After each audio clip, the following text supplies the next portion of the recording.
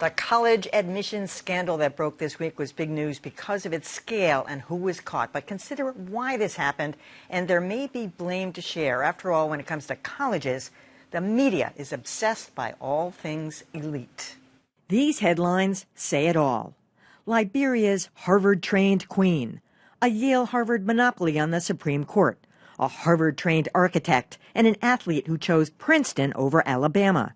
Princeton, oh my. My name is Jeff Bezos, graduated in 1986 from Princeton. For as long as higher education has existed, there's been a hierarchy, a premium on elite schools, especially the Ivies. How many times have you seen a version of this story? But one valedictorian from Elmont Memorial High School has gotten into every Ivy League school. Congratulations. Harvard, Princeton, Yale, Brown, Columbia, Cornell, Dartmouth, and Penn. How does that feel? Wonderful. And it is wonderful and presumably well-deserved. But it's also exciting because those colleges make up a good chunk of the who's who list, a list U.S. News and World Report has made one of its yearly mainstays. Topping the list for 2019 was Princeton University, followed by Harvard. The numbers count. The lower the number, the higher the honor, which is why Operation Varsity Blues, targeting cheaters and bribes, was largely centered around elite schools. Including Yale, Georgetown, Stanford. A list U.S. News and World Report might want to rethink. What criteria do you use? Do you accept bribes? Only very large ones. Good joke then, not so much now. Not that we're pinning this on the media, but when you think about it, when I was finding those headlines so easily, you don't see, Colby grad or Bowdoin College. It's always only the elite colleges that make it into the headlines like that, as if that's an extra special credential. Doesn't matter if you graduated summa cum laude from somewhere else. But I don't know. You work for a U.S. News and World Report, and I realize it's a separate. But I wondered, no joking, if there isn't a little bit of jockeying that goes on for the placement on some of these lists. Well, the news side is really separate from the ranking side. But I will say that this kind of scandal, it goes against everything our rankings have ever championed. In terms of the Ivy Leagues, there are 8 of them. They've been called the Ivy Leagues since the early 1930s. 7 of the 8 were chartered before the American Revolution.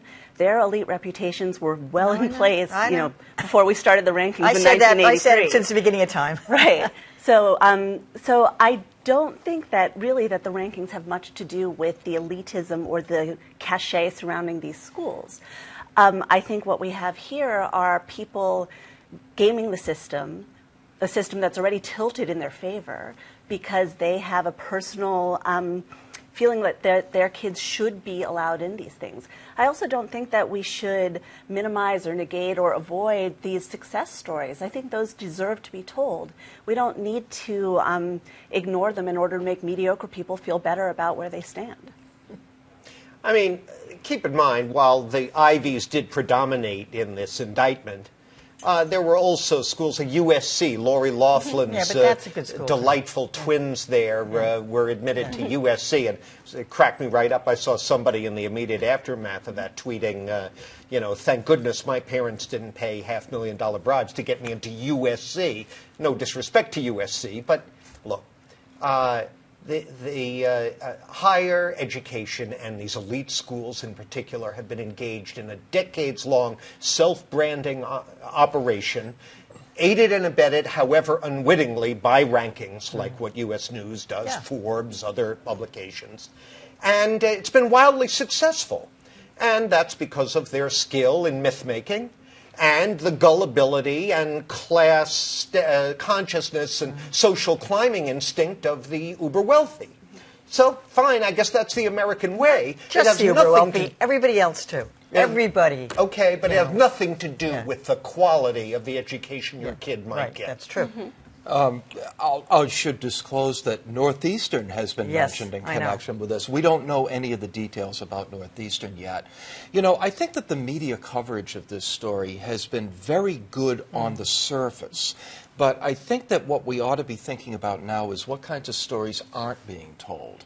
And somebody was mentioning, what about that mother who went to jail for 10 days for sending her child to a school in a better district so that she could get a better education? That's right. What about tying together what we're learning about this scandal with that fantastic series that the Boston Globe did on all of the Boston valedictorians and the problems that those students ran into when they were trying to go to college and join the elite. So the surface coverage has been great, but there's a lot of untold stories that we ought to start hearing. I think next. It's been excellent coverage, and I think it's just beginning to peel back. There's going to be 1,000 guys like this guy Singer. That's my guess. Yeah, hundreds of them. Maybe. Two things. I want to say, anytime you have a situation where only a few people can be in, everybody else wants to be in, or many other people want to. And so they try to figure out ways in which they can get in. And in this case, the value that the parents had was they had a lot of money, so if that works for me and my kid, that's what I'm going to work for.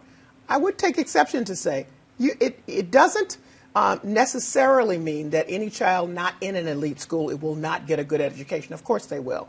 And in fact, there'll be some kids at schools you never heard of on the most bottom rung will come out and best everybody. But there is a difference in the quality of what is provided at elite institutions. Don't be fooled. There is a difference. And that's what's being paid for. And so, there you have it. That is the ugly truth of it. But there are plenty of folks who are in instructional positions who make a difference about the intellectual environment that students who attend, unless you're Olivia Jade and don't care, at USC, are there to really absorb and take with them. It's not just the instruction. It's also the network. Who you know matters. In the same way when you're looking for a job, it's who you know. It's not just what you can do. And who you know, the connections matter. The Ivy connection matters. Yeah.